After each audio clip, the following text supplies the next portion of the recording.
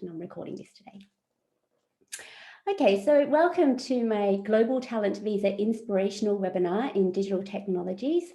Today I'll be talking about what is the Global Talent Visa, the Stage 1 endorsement application and process. I'll also just briefly mention what the new guidelines are, but the main event is welcoming my VIP, Mahmoud Zidan. He's here from Egypt and he's going to be chatting about his journey and giving you some of his tips and advice, and you can ask a lot of questions on how he completed his application, and then that will be the Q&A. So hopefully you'll enjoy it. It's a very inspirational Q&A, and he's an amazing guy, and I really enjoyed working with him. So just briefly, I know some of you already know me, but those who don't, my name is Michelle Hewer. I'm Australian Vietnamese. I'm the founder and CEO of Made with Glove. It's a UK wearable tech company designing heated gloves. I'm also a coach for the Global Talent Visa endorsement process, and I've been doing this for about 3 years now since I got my own Global Talent Visa. So in 2016, I was a recipient for the Exceptional Talent Endorsement, and shortly after I became the Tech Nation Visa Ambassador. The reason is because when I applied in 2016, I was one of the top 50 that received the endorsement, and no one really knew about this visa. So they needed ambassadors to go out and share their story and spread the word about this new amazing visa that was available for tech entrepreneurs and talent. The great thing about this visa is that you can, it's a route to settlement. So in 2019, I studied really hard for the Life in the UK test, and I received my indefinite leave to remain. And then shortly after, I got my British citizenship. So because I'm an Australian citizen, Australia allows you to have dual citizenship. So I was able to get my British citizenship as well. So the last thing I need to get is my passport, but obviously because of COVID, that's been delayed for like a year. So I still haven't got it yet, but I will be getting it when COVID is over. I've been in the UK for the past 7 years, and I based myself in the north, so in Manchester and Newcastle. And I also traveled down to London a lot. So London was like my second home. I had friends who let me stay with them. So I had a room in London. So did a lot of business there, ran a lot of events, and traveled there for both business and pleasure. I immersed myself in the tech ecosystem in Manchester, London, and Newcastle. So I'm pretty in tune with what's going on in all of them. They're all similar, but also have their differences. But the main similarity is that once you immerse yourself in the tech ecosystem and the tech community, everyone is so friendly and they will help you if you need it. Obviously, you will contribute to the tech ecosystem as well. So you get what you put in. Really enjoyed it. So that's how I was able to increase my network and got a lot of contacts as a result. Before I became a tech entrepreneur, I lived and worked in Australia and New Zealand, which I just mentioned before. So I was a solicitor there. So how this all started was I wrote a blog on the Tech Nation Visa. And I wrote about my journey, and I'll go through that in a sec. And that inspired me to write so many more blogs about my journey and interview other people as well. I've helped over 250 tech entrepreneurs and senior execs and tech employees, and my success rate is over 80%. Some of my clients have received a successful result within 3 to 24 hours. Mahmoud received his in 3 days, actually. So they've come back really quickly as a result of COVID. My clients include people who work for WhatsApp, Sony, LinkedIn. I've worked with startups, CTOs, CEOs, UX designers, graduates, digital marketers, product managers and marketers, and business development directors and managers. I've seen a lot of people who've come through the process. Just a quick disclaimer, I only advise on the stage 1 endorsement process. Stage 2 is the visa application stage. I'm not affiliated with the Home Office or Tech Nation. The only way I'm affiliated with Tech Nation is I am part of the Tech Nation Visa alumni group. And those who receive the visa can become part of the Tech Nation Visa alumni.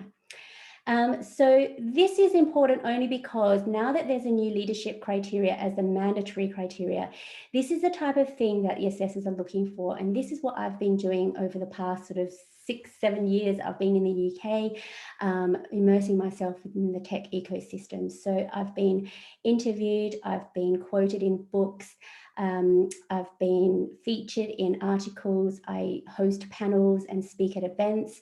I've also been featured in TechCrunch, won awards through Business Leader, and I was a judge at the Media Tech Labs IoT virtual hackathon as well. So that was really exciting, having a look at what interesting projects people were doing. And then finally, I do meet so many people out and about when I'm going to events pre-COVID, and here I met Rizal. I wrote a blog about him.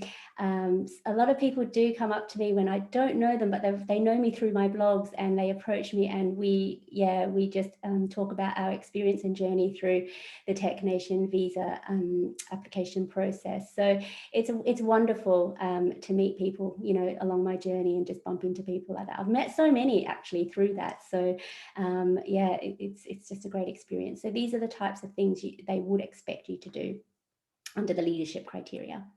So how it all started was this one blog. It was about my journey, and I wrote about it because, as I said, back then there weren't a lot of people applying for it and no one really knew about it. So when I wrote my blog, it became viral, and then I had a lot of people asking me about my journey and how they can get it as well. So that then again inspired me to write more blogs, so you can have a read about it on my website. I do also write about my indefinite leave to remain journey as well as my British citizenship journey, so have a look at those blogs. So some of my successful recipients over the years, these are the people that I have interviewed and written blogs about. There are a lot more, but some people are shy, which is okay. But we've got here Christo from Greece. Sorry, no, he's from South Africa. I've got Jonatas from Brazil, Mafalike from Nigeria, Diego from Mexico, Jadazola, who I interviewed recently, from Nigeria, Daniel from Mexico, Tatiana from the Ukraine, Waiting from China, and finally Mahmoud from Egypt. So, and then Katie here, she's from LinkedIn. She's one of my biggest advocates. Katie's story is extremely inspirational. I wrote a blog and I interviewed her. She was one of my first inspirational webinars. So have a look at that, because her story is so inspiring. She applied twice, and we got her through the second time. So have a look at her blog as well. So quickly, what is the Global Talent Visa? It used to be called the Tier 1 Exceptional Talent Visa, which I got, but they changed it to the Global Talent Visa. Same thing, different, it's just a brand name change. It's a special visa that was introduced to allow highly skilled tech entrepreneurs and talent in the digital tech sector the ability to apply for the right to live and work in the UK for up to 5 years. It's a two-stage process where you have to be endorsed by Tech Nation by meeting the strict criteria before you can apply for your visa, which is stage 2. When you have a look at the criteria, it looks like a job application, but it is more than a job application, and I'll explain why. And the hashtag Tech Nation Visa is what they're going for. The reason is because there are 6 endorsing bodies for the Global Talent Visa. The Tech Nation Visa is just one of the Tech Nation is one of the endorsing bodies, and there are others, the UKRI for researchers, there's the Royal Academy for Science, for engineering, there's the Arts Council, so they do, endorse people for arts, in the arts sector. There's fashion, there's architecture as well. So that's why the Global Talent Visa is the umbrella visa. In digital technology, Tech Nation is the endorsing body for the tech sector. The true benefits of the visa is that it gives you the freedom and flexibility to live and work in the UK for up to 5 years. You can apply for indefinite leave to remain and British citizenship. You can bring your dependents with you, so partners and children under 18. You can register a UK limited company as well, and this is important for students who are on Tier 4 visas. I've helped Taras, I wrote a blog about him, and he had a startup, but he couldn't register his company because he was on a student visa, so he switched. So he was able to do that. You can also work for a tech company without the need for a company sponsorship. So, you know, a lot of people who are in the UK on ICT visas or Tier 2 general visas, you're attached to the company, so you don't really have a lot of room to move if you know you want to change jobs. So the Global Talent Visa allows you to do that, and I did that. I mean, I have a startup, but you know, I wanted a break from my startup, so I worked as a community manager for an IoT accelerator in Newcastle, and the visa didn't come up. They just said, do you have a right to work in the UK? And I said, yes, that's fine. I got the job, and then worked for a university as well, and the visa issue didn't come up because I had my own visa. So it follows you, it's attached to you. And then I went back and worked on my startup. It's very cost effective as well. So it's not in the thousands, it's in the hundreds. I've had 3 or 4 visas in the UK. This is by far the cheapest. The only biggest cost is the immigration health surcharge fee, and that's the fee that everyone has to pay, unfortunately, but the actual application fee is in the hundreds. So TechNation launched a report last year, the stats about the TechNation visa, so you can have a look. It's a very detailed report by country. So this is just a quick summary. The main people who are applying are from USA, India, Nigeria, Canada, and Russia. That's just the stats there. Because of Brexit and because the EU is now allowed, people from the EU are now allowed to apply for the Global Talent Visa, we're going to get more people from the EU. There's a 54% endorsement rate. Over the years, there have been 1,700 successful recipients. And now there's no more cap. See, when I applied, there was only allowed to be 200 people that were able to get the visa every year or the endorsement every year. But last year they lifted that cap. So essentially anyone who applies can be endorsed. There's a 70-30 male-female split. And then, as I said, once you are endorsed, you can and get the visa, you can join the TechNation Visa alumni. So over the years, as you can see, the applications have increased. As I said, these are just applications, not endorsements. Endorsements are 54%. So you can see that over the years, because of the promotion and because of the ambassadors are doing their job and their role in spreading the word, you can see it has increased a lot. So back when I applied, this was pre-2017, so I was over here, there weren't many of us. But the endorsement rate for us was pretty high because there weren't many people applying, but because there are a lot more people applying, obviously the endorsement rate is less. So process, as I said, 2-stage process. You pay £456 at the Home Office, that's step 1. And then you have 15 working days in which to apply for step 2. That's you upload your documents on the TechNation portal. And it's a really good system. For me, I had to actually send my whole application by snail mail to the Home Office back in 2016, but now it's all online, really easy. You upload your documents. Then you wait 8 weeks, and then they come back and tell you if you're successful or unsuccessful. If you are successful, you go to stage 2, and that's the Home Office visa application stage.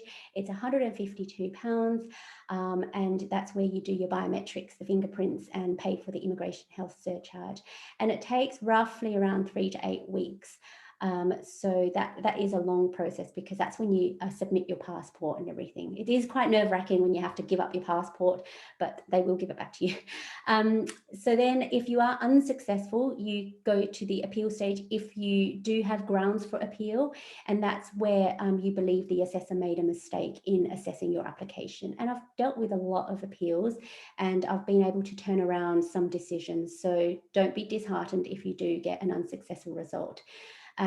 So you have 28 calendar days in which to respond to the appeal, to the unsuccessful decision, and then they have 28 days in which to come back to you, and then it's either successful or unsuccessful. And if you are successful, you go to stage 2. If you're not, you can resubmit.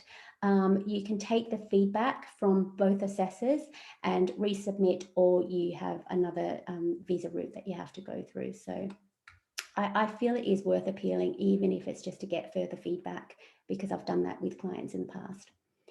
So eligibility requirements, as you can see, this is a tech visa, but not everyone needs to have a technical skill. You can have a business skill as well. And I've been helping a lot of people with business skills who want to apply for this global talent visa. And it is harder because, you know, if you've got a technical skill, it's quite easy to show. But if you've got a business skill, you've got to show more about sales, revenue, pipeline, users, growth. So they're a little bit harder to show, but don't worry if you need some help. I'm here to help. Strategy is a good one to show as well. So just have a look at the different skills there. Here, TechNation have actually specified who are not considered eligible, and the main people who are not eligible are those working as consultants or working in agencies. Here, they've made this a bit clearer now. It's a consultancy if you're working as a technical or management consultant or an outsourcer. So there are certain companies, you know, who are outsourcers or consultant firms, and people who work for them aren't eligible, unfortunately. But have a chat to me and I can help you figure out if you are eligible or not. So these are the criteria. That's quite important because you have to meet them in order to be endorsed. But the first step is to determine whether you are exceptional talent or exceptional promise. When I applied, they just said pick one and they didn't explain what it meant. So I just picked talent because it was called an exceptional talent visa. So I ticked that, not knowing what that meant. But over the years, they have clarified it. Exceptional talent is where you've got more than 5 years experience. So you should be going under talent. Exceptional promise is if you have less than 5 years experience, you should go under promise. And then if you are endorsed with exceptional talent, in 3 years, you can apply for indefinite leave to remain, which I did. But if you go under promise, in 5 years, you can apply for indefinite leave to remain. So that is the bigger difference there. So the first criteria now, the changes occurred from the 1st of December, is there's only one mandatory criteria and you have to select that. So you have to show that you are a leader for talent or a potential leader if you're going under promise, okay? And these are the types of things like thought leadership, if you've generated a lot of revenue for the company and grew the company that you're working for, if you've won awards, if you've spoken at events, if you've been featured. So those types of things that I explained for my examples. If you've contributed to any open source platforms like GitHub, if you're part of a large technology industry initiative, so like STEM initiatives and the like. So, you know, these are kind of leadership type examples. So the next 4 criteria or options which you can choose, and you have to choose 2 out of 4, is you need to show that you have a proven track record or examples of innovation. You need to show if you've got proof of recognition for work outside of your immediate occupation that advances the digital tech sector. You've got to show any significant contributions or impact on a product-led digital technology company, and if you've got any academic contributions. And this is something that I chose, and we'll go through what Mahmoud chose as well. So you only choose 2 out of 4. The bits in red are the ones that have just been changed. Okay, so these 2, innovation and proof of recognition, used to be over here, and that leader one used to be over there. And then they had a continuous learning one, but that's now been removed. So these are the new ones. And I would suggest that you only select 2 out of 4. Don't select 3 out of 4 or 4 out of 4. Just keep it simple. Select 2 out of 4. You've got that one. And you need to produce 10 documents for that whole criteria. So 3 pieces of evidence per criteria, and then there's a remaining last one, because 3 times 3 is 9. You've got an extra one. Just pick one that you're more strong, or you're stronger in, to make up the 10th document. So as I said here, there's 15 documents you need to present. 5 of them consist of, and this is what everyone has to do, you have to produce a CV, your personal statement, but I'd rather call it a professional statement because it is about your professional story, and you've only got 1,000 words to do that in, and 3 letters of recommendation by experts. So that's 3 documents plus 1 is 5. and then the 10 that you have to produce to meet the mandatory and optional criteria, which I just mentioned. And they can only be 3 pages each. That's another challenge. When I applied, it was 2 pages. So we had to squeeze everything in 2 pages, but luckily you've now got 3 pages. So it's good that you're able to produce, you know, an extra piece of extra page for your evidence. So finally, my top 5 tips. Now, I'm wearing both my recipient hat and my coaching hat because I do coach a lot of people, but I also know I've been through the process as well. So my top tips are start early. I left it a bit late when I applied. My visa was running out. I had an entrepreneur's visa. That was running out, and I only had 3 months to apply for the global talent visa, and I didn't sleep for 3 months, and I didn't know what I was going to do if I didn't get this visa. I would have had to go back to Australia. So I should have looked into this a lot earlier, like 6 to 12 months earlier, if anyone's on an existing visa. But if you don't have an existing visa, I think 3 to 6 months is a good time period in which to start preparing.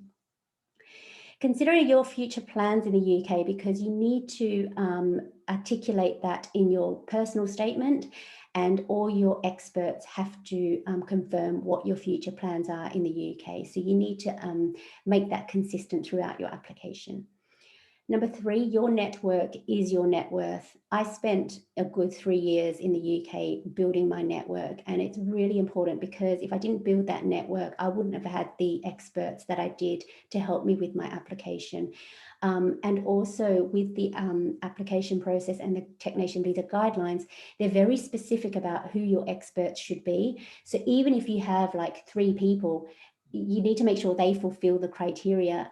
I work with a lot of clients who I ask them to give me at least, 6 people, because we have to go through a process of elimination and really pit them up against each other to see which one is stronger.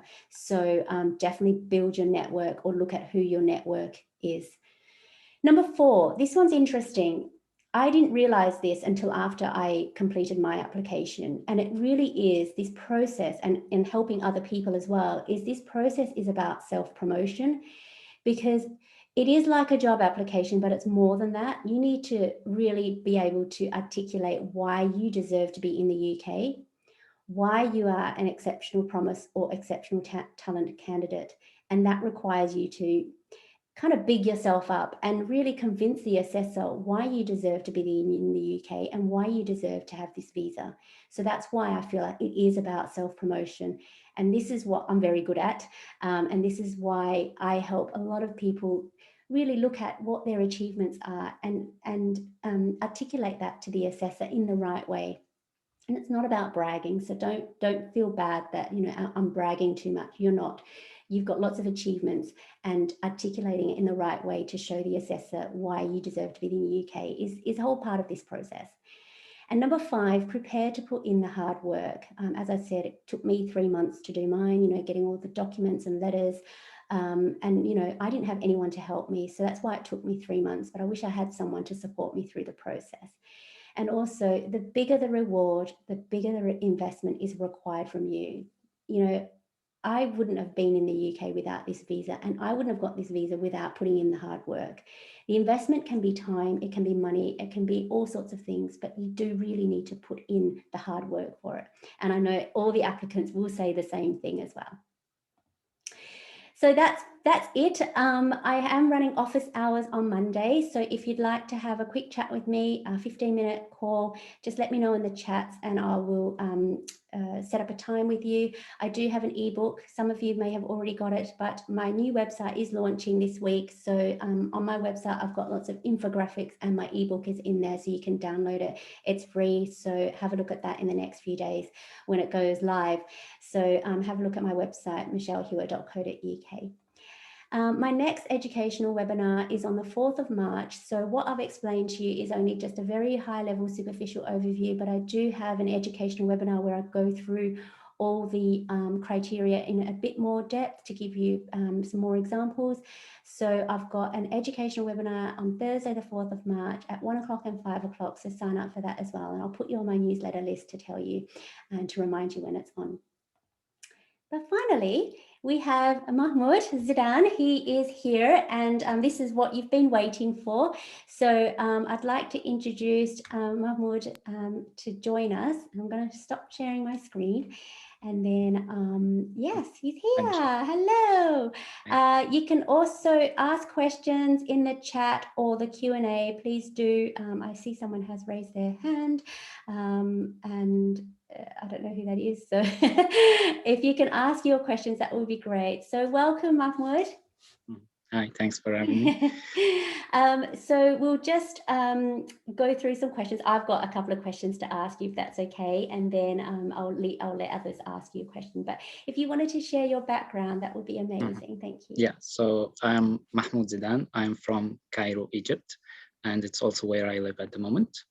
I obtained a bachelor degree in computer engineering in 2018 from Cairo University.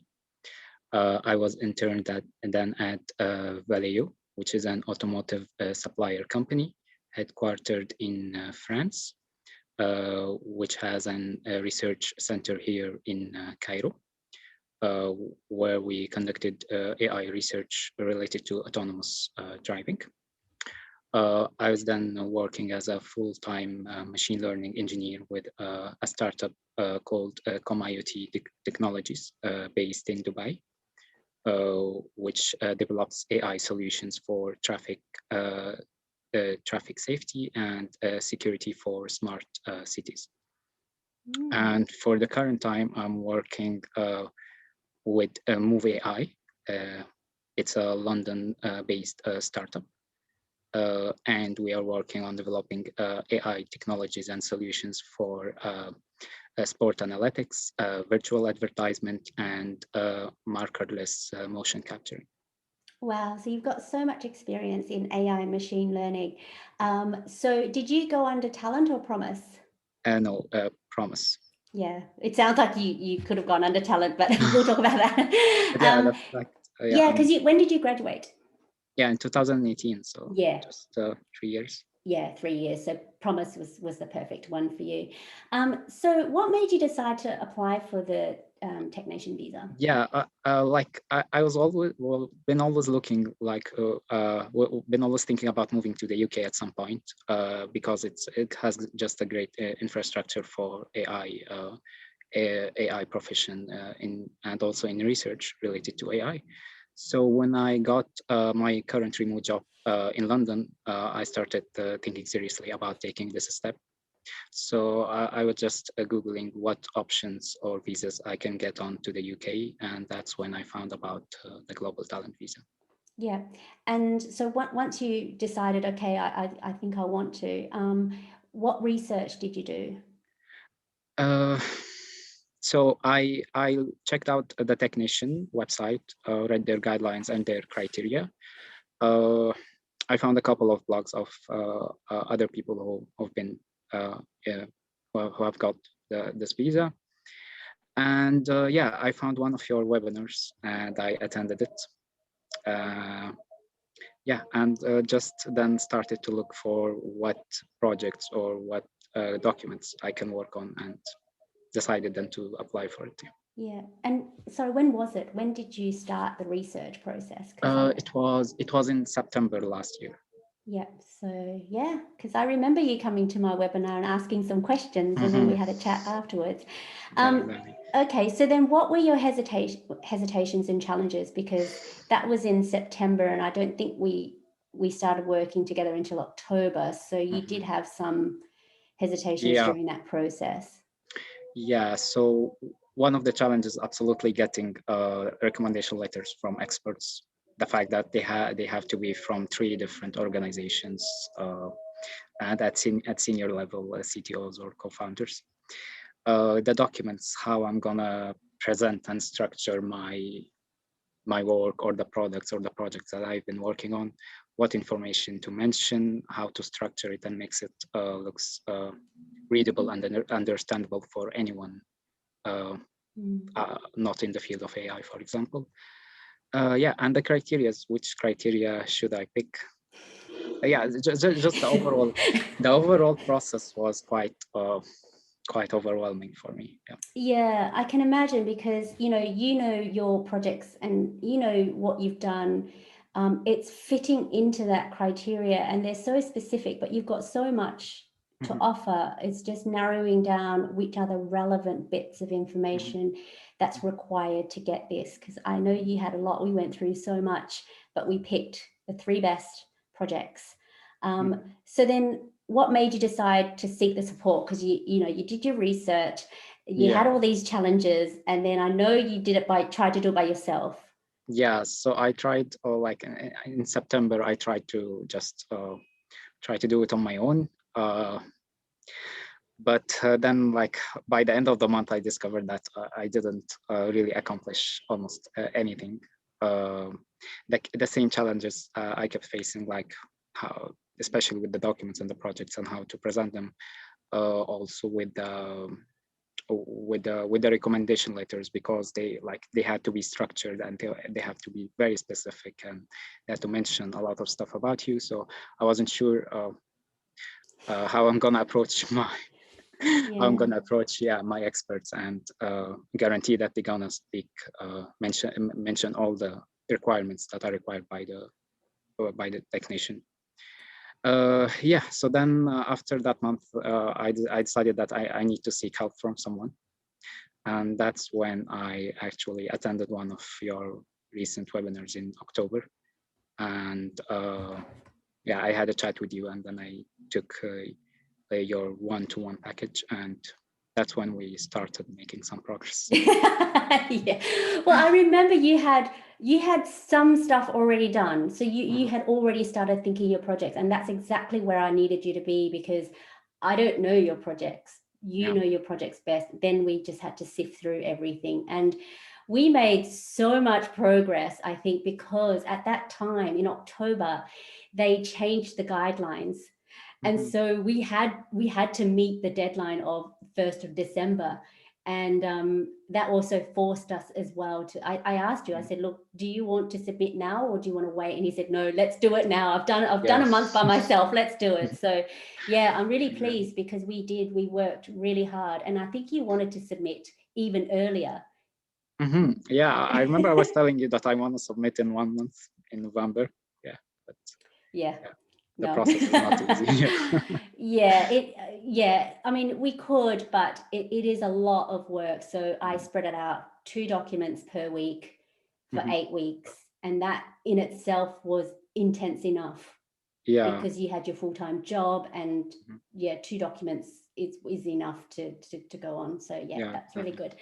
Okay, so then let's have a look at the criteria, because we are going by the old guidelines, but we will discuss what you would have done for the leadership criteria if we had to go down that path. So what criteria did you select? Innovation. I think it was the key criteria. And for the qualifying was continuous learning and academic contributions. Yeah.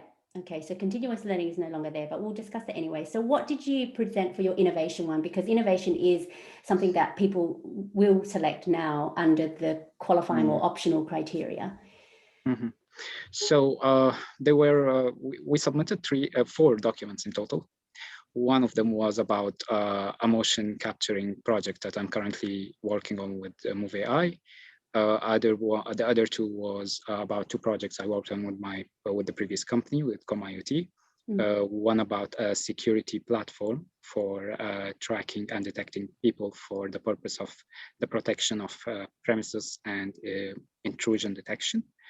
The other one was a smart car patrol for police that will allow them to have a mobile system for speed endorsement for traffic safety. And and this product was actually very successful, and we also filed a patent for it. And that was my fourth document. Yes, and you did ask me that question in the webinar. I remember you said, is a patent that is not yet published but lodged and applied for, is that good evidence? And I said, yeah, absolutely, because it's better than nothing. And even though you haven't got the patent yet, but patents take a long time, the fact that you had co-inventors and, you've made that application, absolutely, that is good evidence. So we put that in, didn't we? Yeah, that was very good. And one of your, I'll ask you in a sec about your experts. Okay, so so you had 4 pieces of evidence there. The speed enforcement one was very interesting because we could relate to it. We talked about the traffic speed cameras being on the side of the road, which they normally are, but then you were working on something that it was in a moving vehicle, and they can detect speed. So it's on a mobile, it's on a moving vehicle, and it just tracks the surrounding vehicles and measure their speed. Yeah, that was really good. That was a really good example. Okay, so continuous learning. So these were your certificates. Yeah, so one was my graduation degree and online course I took on Coursera. Other one was about my GitHub and my open source projects. And the third one was about, I took 2 online courses from Stanford and UCL. So we submitted a proof of them. Yep, definitely. And then finally, academic contributions, because that one is necessary. I chose this criteria as well. So I had a letter from a professor that was able to explain how my technology that I was building for Made with Glove contributed to his research. So what was this one was an interesting one for us. Yeah, so mine was 2 research papers I have co-authored while I was on an internship with Value that were published at AI conferences in Germany and Canada in 2018. So yeah, we submitted the 2 papers and my Google Scholar profile. Yeah, definitely. Yeah, because we were just trying to figure out, do we put it under academic contributions because it was a research paper you did for the company as opposed to within a university? Because because we could have chosen the leadership criteria to put that in, but the Google Scholar profile, we actually said it actually contributed to academia because we were able to show citations by the academic world. They had a lot of citations from academic university. Okay, so let me put it to you this way. If we did go for leadership now, if you were to apply, what would you put under the leadership criteria given those documents that you've got now? Yeah, good question. I think the research papers might fit in it. My GitHub profile with the projects that has been open sourced there. I also had while at university there was like an internal AI chess competition, so I think I could have mentioned it. Yeah, you could. Yeah, we talked about this event that you participated in, and because you were going under exceptional promise as well, winning an event or a hackathon that showcased, an interesting project that you built, this AI chess thing. I Googled that after, and people are building it now. So that could potentially be leadership because you won. So, and your team won. So that is good evidence. Yeah, definitely. Yeah. And maybe a letter of support from that proved like my leadership in terms of the technical, leading technical teams and stuff. From my previous jobs. Yeah, because we talked about you leading some technical teams, which was really good because you were doing a lot of the research experiments and then leading the team on how to develop the products further. So definitely, yeah. So this, I think this process it's about looking at the criteria and seeing it. We could just rejig your application, really. Yeah, where you can fit, just how you can make it to fit in such criteria. Yeah, and sort of, rather than showing academic contributions, you could say, well, this is more leadership and these are the reasons why. So that it's looking at the criteria and picking up that piece of document or paper and saying, how does this fulfill that criteria as opposed to the other criteria? So yeah, it's about perception as well. Yeah, that was a really good exercise, because we did go through that, but we didn't have to. But going through it now is quite interesting, because you have to now because it's a leadership criteria. Yeah. So experts, tell me about your experts. Oh, yeah. So for the experts, one was a senior AI expert at Valeo, which where I had my first internship. The other one was the founder and CEO of my previous company at ComIoT. And the last one was the founder and CTO of my current company I'm working with AI. Yeah. You're very lucky you had 3 really good Yeah, experts. Like, yeah, and there were just 3. Like, if I couldn't find someone else, yeah. So I'm glad that it worked. And tell me, like, what was the challenge? Because the challenge wasn't finding the experts, because you had them. What was the challenge for you, though, even though you had your experts? Like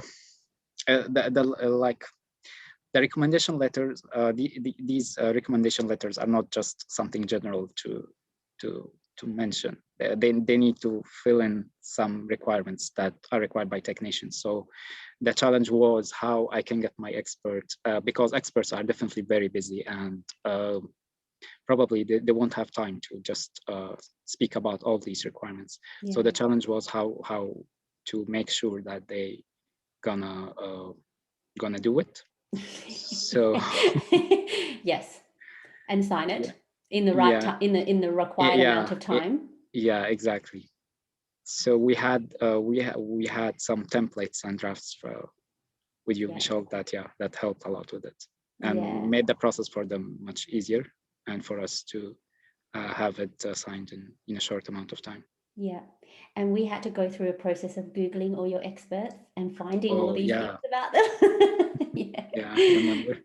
Yeah, that was fun, that process, because your experts were they were Googleable. They really Yeah, were. Yeah. And that actually, was good. I remember one of them told me, like, I didn't know that much about myself when I showed them the information that I found from Google. Yeah, there you go. You basically gave them things that they didn't know, because no one really Googles themselves unless they really have to. So we did it for them. Yeah. Now, what about asking them? Because when I went through the process, it's finding the people, but then it's asking people to help you when there's nothing in it, when there's nothing in it for them. They don't have to do this, you have to do it. So how do you get around that challenge of being scared to ask them? Because I was very scared to ask my experts. I also, like, it's something that you need to do, otherwise you will not be able to apply. So you need to try. So it was like, you have some fear at the beginning, but you need to do it. So I just asked them, like, kindly, if you can I'm planning to move to the UK, and I'm applying for this visa, and they require such requirements. If you can write me a letter, it will be helpful. And yeah, they really was very helpful and responsive. And then they signed the letter very quickly and gave it back to you. How did you Yeah, feel when that happened? Because it is yeah, quite I feel scary. relieved. Yeah, it was very relieving, because like, we were approaching our submission deadline, and anything could happen, and this is just something out of your hand. If they were busy or something, Yeah. you can't do it anything. So Yeah. And it's very important to have that relationship with them, to just communicate with them, to let them know it is coming, or when do they expect it, and when do you need it back by? Yeah, Otherwise you exactly. keep chasing them. You need to let them know that, like, you're gonna when you plan to submit, so that they take it, they prioritize checking this out for you. Yeah, absolutely. And this is something that, see, when I chose the academic contributions criteria, even though it was a letter of support, not a letter of recommendation, I asked a professor to write and sign the letter. Oh gosh, that took like 3.5 weeks for him to come back. Wow. And I was just calling him and calling his wife because they shared the same office. They were both professors. And I said, can you please ask your husband to sign? Because it was getting to that time. So yeah, that was, I think, the most challenging thing, is just trying to push your experts along and asking them to help you. Definitely. Yeah, but no, I'm so pleased that was one of the easier processes. The only hard thing was you asking them, but everything else around it was okay. So that's very good. So we talked about the deadline, when did you submit? Because we wanted to submit before the deadline and also before Christmas, because we were working up until Christmas and we wanted a break. We wanted to finish it off and then have a break. So when did you apply, submit, and then when did you receive your decision? So I applied, I submitted on the 13th of December.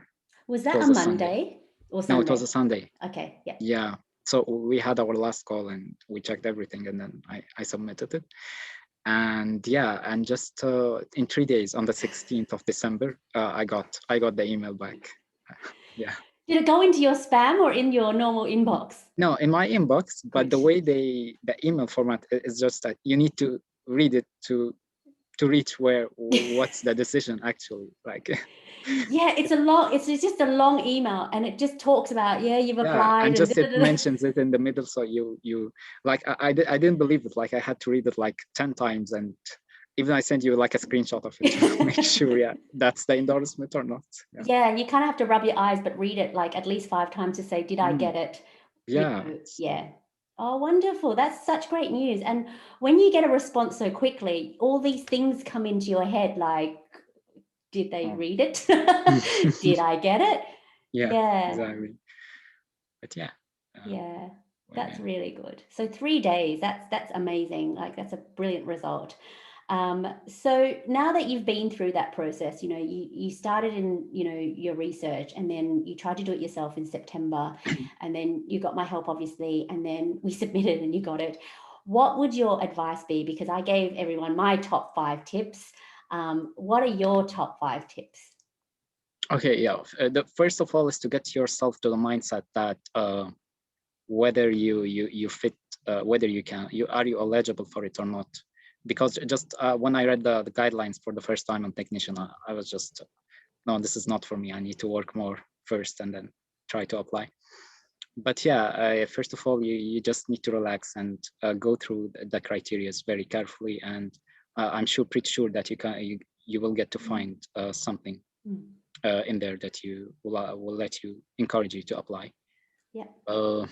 I would say go through like the history of all the projects and the products and the achievements that you have done so far.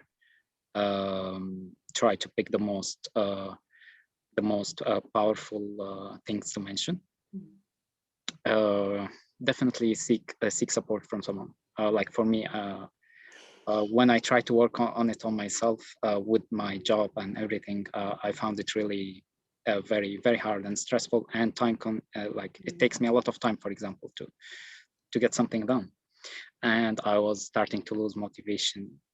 Whether should I like push this later? So definitely seek support, because in the end you need someone to at least review your application and make sure like it's readable and understandable by someone who is not you, by another one who didn't wrote it actually. And you, Michelle, you really helped me a lot with that. So I'm so pleased. Thank you. It was nice. And I think you also need to have a plan.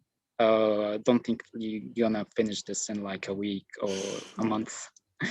You need to have a good plan about which documents to start with, like maybe finish 2 documents per week or something. And have a deadline that you're gonna submit on this date and just work till you get there. Yeah, that's really good advice. Yeah. And the experts, don't be scared. And of course, I think don't be, they will be happy to help, but just try to make the process easy for them as much, because they're also busy and they don't have much free time. So I'm so pleased you did contact me when you did, because it was all about the timing as well. Because, if I didn't push you every week, because we did have meetings every week and, asking you, have you done this? Have you done that? So I can help you, and you wanted to submit. So I knew what your goal was and I had to get you there. And you were very good. Like you didn't say, go away, Michelle, I'm too busy. You embraced the process and said, what do you need? Tell me what I need and I'll do it. So that was really good. And going through all your projects, because it was so technical. It was very technical. We had to also balance what was confidential Yeah, that was a critical. what we could disclose. So I didn't want you to disclose anything that you weren't supposed to, but we did put confidential on everything. But I wanted you to explain enough for them to understand, but not too much detail for you to disclose anything. So that was a good balance, there as well.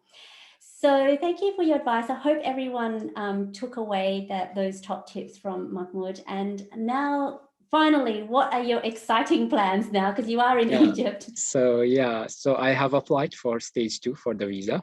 So currently I'm waiting to hear back from them.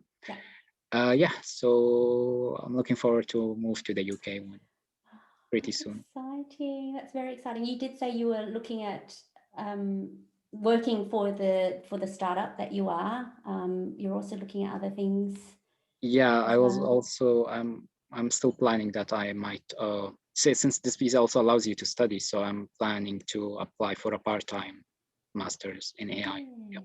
Oh, that's very good. See, and then now you can make a huge contribution to the UK tech sector. You can get, your master's in the UK or in Scotland or wherever you decide. So yeah, your future is so bright. I'm so happy for you, because in 5 years' time, you can apply for your indefinite leave to remain. And yeah, just immerse yourself. And I'm so happy to welcome you to the UK tech sector. Once you get your visa, you can, I'll introduce you to the alumni group, because they're very active. We have lots of monthly meetups, virtual at the moment, but, because you're in London, they do lots of, London events, going to pubs and, meeting other people that have been through the process as well. So congratulations. So happy for you. Really am. So we do have some questions, not a lot actually. So if anyone has any other questions, put it in your Q&A or chat. We have someone asking, can you please tell us, how did you decide or balance the 3 letters of recommendation? So, academics, your full-time job, internship. So maybe, was it time? Is that what you're asking in terms of writing them, hopefully? What did we actually, how we did it was, I said, let's look at the projects and look at the projects and then think about what expert is related to that project. I remember the key was to link the documents, like the innovation documents and the academic contributions with the recommendation letters. So with the experts that's gonna make sure that you have actually worked or did this contribution. So they're saying the importance, the priority. Okay. All right. Okay. So alongside your job and then doing this application, I guess, with the recommendation letters. What is again? I think the question is about prioritizing your time. Oh yeah. So yeah, we had a plan. Like the first thing with Michelle that we planned out after we picked the criteria that's gonna fit me the most. We made a plan that every week we need to finish 2 documents. And we work towards it. So every week we would finish 2 documents, prepare a template for the recommendation letter or something. And once we get it done, we just I just message to my experts. Yeah. So yeah, just getting the documents prepared, knowing what innovation you worked on, what projects, and then you moved on to the letters, because you knew in your mind what it was that you actually did, and then you translated it into the letters. I hope that helps. It is a balance, and that's what Mahmoud was saying. He tried to do it all by himself for the first month, and he didn't get anywhere because there was no kind of, I don't know, maybe it's hard to work on your own and someone not there to push you and to chase you, and me emailing you saying, come on, we've got our meeting, in a few days. Can you send me the documents so I can look at them and then move on to the next set? So sometimes you need that, and yeah, especially if you are having if you're working or maybe if you're studying, so you can get caught up and maybe you decide to oh my God, I'm not gonna do it today. So exactly, because in your work, your manager or your team is always pushing you to finish or to give them something. with this application, if you don't have someone to push you, you're not going to do it unless exactly. you've got a visa looming or deadline looming, which I had. So I had to do it. So there has to be something. But Yeah, that pushes you. Exactly. yeah, I think that's good. So Alex asking, if you worked on a project, did you need a letter of support to reinforce it? We didn't do it for you, but Alex, yes. In the impact criteria, I've worked with a lot of applicants now, and assessors have come back to say, if you've provided some kind of impact evidence, how do you validate and confirm that you made that impact? So we would add in a letter of support to confirm and validate it. If you can't get that, your expert can potentially mention it if they were involved in that same project. So make sure your documents all link up somehow to show that someone else can validate and confirm what you did. So it's not something that you just made up and no one's attesting to it. So if you can get someone to support you and confirm what you did, that would be really good. I hope that helps, because that is something that assessors have come back with, who's confirming and validating what you did. And why is it significant? Because the impact criteria is about your significant technical, commercial, or entrepreneurial contributions on a product-led digital technology company. Okay, I hope that helps make that clear. Do we have any other questions? Hang on, yes, we do. Sorry, I didn't go scroll down. There's lots. Yes, someone can provide a letter of support for evidence and a letter of support for recommendation, but if it's the same person, just put it in one, I guess. You don't need to get them to write a separate one. Just put it into both. Yeah. Conference presentations, they can be used, yes, in the example in the guidelines, you can. So yes, explain why it's a competitive process, why did they select you, how many people applied, and yes, can each presentation be used as evidence? Yes, even if there's no web link. You need to show as much evidence as possible. If you have an expert to verify that you did present at that conference, if you've got an email from the conference organizer, something to prove that you did present at that conference and what the competitive process is. So yeah, this is something that I'm now doing a lot more of, is not just showing evidence of an article or a conference presentation. Go a bit further to explain, you know, the process, you know, who else has applied? Were you one in 50 that got in, or 1 in 2 that got in? Do you know what I mean? So, you know, you can explain why you're so special and why you're so unique to get in. And that is, again, self-promotion. You have to explain that. And this is why I also wanted to talk about, you know, all my features and leadership stuff, because you have to show, give them like a benchmark, give them the context of why it was that you were chosen and selected. Okay, so Maya's asking a question. Is it a good idea to have some diversity when we get recommendation letters? For example, can I have 3 letters from leading researchers in AI and robotics from academics, or can I have a letter from my manager from a full-time job? So I think try and balance it, because these 3 letters from experts, I would like to look at it as you're trying to tell a story in the 15 documents that you're producing. So it's 3, this is why they want 3 different letters from 3 different people who work in 3 different organizations, talking about 3 different perspectives about you. So if you have 3 letters from leading academic and researchers in AI, is all going to sound the same. So you want them to have different perspectives of view. So maybe one from an academic, one from a manager, because you're showcasing different skills through their eyes. And that's what you want to show the assessor. So try and balance it out. Okay. Rihan, why did you choose the Global Talent Visa and not a skilled worker visa? Could you not have received a job offer to meet the points required to qualify? So Move AI, they're a startup, so could they not give you a visa? Yeah, so yeah, currently they're startups, so they do not have they A cannot license? sponsorship Yeah. to sponsorship a visa.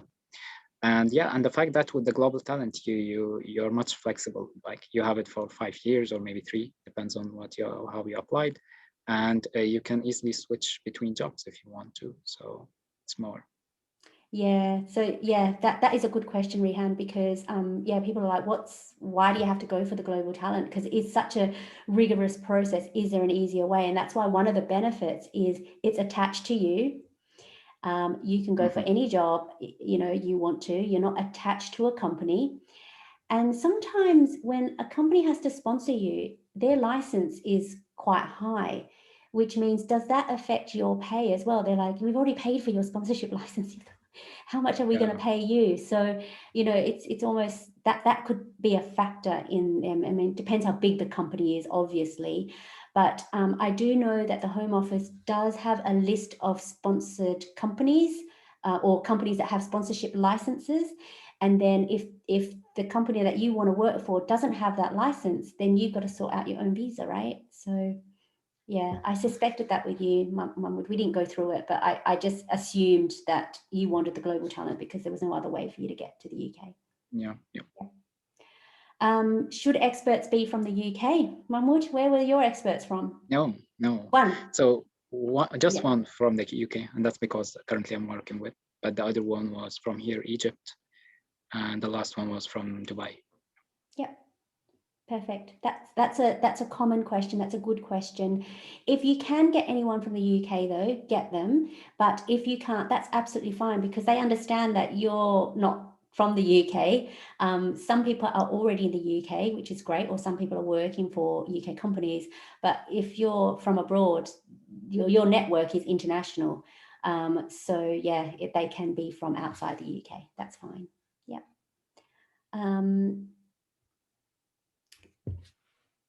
All right. Can an expert who doesn't know you write for you? No. No. They have to know you, or they should know you, because what will happen is if the assessor feels like they need to contact the expert and ask questions, they will. So your expert needs to be prepared to have that call. And also in the guidelines, it talks about your expert needs to explain how they know you and why they think you are an exceptional talent or promised candidate. So it really is asking a lot from an expert to, vouch for you. So you really should know them. You should have a relationship with them. And this is why, for me, your network is your net worth. Like wherever you go, you're going to always have to rely on your network in some form or capacity. This is like at the top of the list, I think, because you're asking someone to do something that has no benefit for them, really. It's benefiting you. So you have to make the process as easy as possible for them to help you. And hopefully, if you've built that relationship with them, like with Mahmoud, you worked for Valio and for ComIT, you did such great work with them. And one of them is your co-inventor. So you've still got that relationship. And the other one is where the co-author of the published papers. Yeah. That's right. He's a co-author of the paper that you wrote as well. So you have that strong relationship, and they said yes, absolutely, because you added so much value to them when you were working with them. So this was such an easy thing for them to do for you. So yeah, always be as helpful as possible when you work with people, because you never know when you're going to need them later on. Absolutely. So yeah, I hope that helps answer your question. So please do find people. Can there be more than 3 letters? You only need 3 letters, but those people who are your experts, if you feel like you've got some people who are quite high level, you can have them as your support people to help you fulfill the criteria or the options under either leadership, innovation, impact, proof of recognition, or academic contribution. So you can have letters of support as opposed to letters of recommendation by experts that you have to provide the 3 of. So yes. I mean, I've had applicants so you've got 15 documents. I've had applicants who got 7 letters for their application. Yeah. So that's not unusual, but don't put 10 letters. You know, you got to still have a balance, because 7 letters out of 15 documents is about the max you should go, because you don't want it too letter heavy. Yeah, I remember I actually I asked you before if for my case, whether I should add a letter of support or not, but yeah, we decided not to. You didn't need to, because your experts wrote the stuff. It would be the same thing. We'd be like, well, there's nothing different really, because we're trying to tell a story in the most concise way for the assessor to understand who are these people, why are they writing you a letter, what purpose does it fulfill, and what goal are you trying to achieve with the letters. Yeah, perfect. I think that's it really. I think everyone's answered questions. We're 5 minutes over. I'm so sorry. I didn't realize I was too busy answering the questions. I hope that's enough. I hope anyone's got any more questions. If you do want to have a chat with me, put it in the chat on Monday, or email me at techvisa@michellehewer.co.uk. I'm on the website, LinkedIn, YouTube, so you'll be able to find me somehow, hopefully. There's one more question quickly before we finish. Yeah, sure. Can you apply without publication? You've got 15 grants, but no publication. Yes. What? Yeah, so if you've got any grants, but not yet publications, the grants are okay, definitely, because you probably haven't got that far yet, or explain why. But yeah, you can definitely put in the grants. It's almost like having the patent application, but not the patent. It's a very similar concept and analogy. So yes, depending what those grants are. So I wouldn't put 15, because you can only produce so many pieces of evidence, but you can, you know, have maybe like 2 or 3 strongest ones, and then have a list of the other ones if they've gotten anywhere. Like, you have to really assess which ones are the strongest ones. Okay. So I hope that's it. Thank you, Mahmoud. I hope you enjoyed this. I know you're a bit nervous, but you did so well, just talking about your experience and relief. I can see in your face that you're so relieved that this process is over. But you were very good. I think, you know, you had the goal. We hit our milestones every week. And then look, you put in the time and the hard work and the investment required, and you got the result that you wanted. So thanks, and thanks for you really, and for your efforts. That's you were very helpful, and I'll honestly advise anyone to, if they need to seek help, definitely go seek help from Michelle. Really. Thank you, and I did really enjoy working with you, and I really enjoyed listening to and you know, working with you with all your documents, because they're so innovative, and it just made me feel motivated as well, because, you know, I love innovation and I love helping everyone try and get through this process, because I've been there before. I completely understand, and I want everyone who goes for it to just put in the best application they possibly can to succeed. And I'm here to help. So thank you very much. Thank you for your time, and I will chat to you next time. But thank you everyone for coming. Really appreciate this. I'm going to put it up on YouTube tomorrow. So, and I'll share it in my newsletter I'll be sending out tomorrow. So please watch out for that. Check your spam, because some of my emails and newsletters goes into junk or spam. So check that, especially also Home Office emails do go into people's junk and spam as well, and it could look spammy if it goes into your inbox anyway. Like Mahmoud was saying, it looked a bit odd and interesting. So yeah, check your spam throughout this process. All right, thank you so much. Thanks for having me. Thank you. Okay, bye.